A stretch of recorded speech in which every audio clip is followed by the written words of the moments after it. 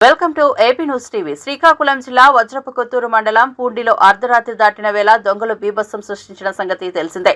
2 బంగారు దుకాణాలు తాళాలు పగలగొట్టి చోరీకి పాల్పడ్డారు. ఉన్న రవికిరణ్ కు చెందిన జ్యువెలరీ షాప్ లో సుమారు 40 కిలోల వెండితో పాటు 100 గ్రాముల బంగారు దోచుకోగా, కొంచాడ గోవింద్ కు సంబంధించిన జ్యువెలరీ షాప్ లో తలుపులు తెరుచుకోకపోవడంతో దొంగలు విఫలయత్నం చేశారు. విషయం తెలుసుకున్న వజ్రపు కొత్తూరు పోలీసులు ఘటనా స్థలానికి చేరుకుని సీసీ ఫుటేజ్ ఆధారంగా 7 వ్యక్తులు ఈ ఘటనలో పాల్గొన్నారని, సీసీటీవీ ఆధారంగా కేసు నమోదు చేసి దర్యాప్తు చేస్తున్నారు.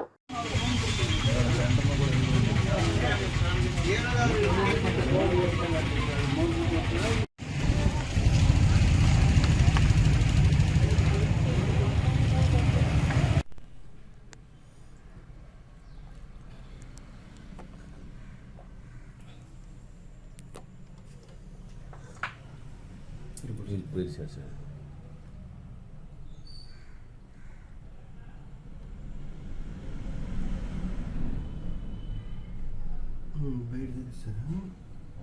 బండి తీసుకురావాలి. బండి తెచ్చి ఉంటారు సార్. బండి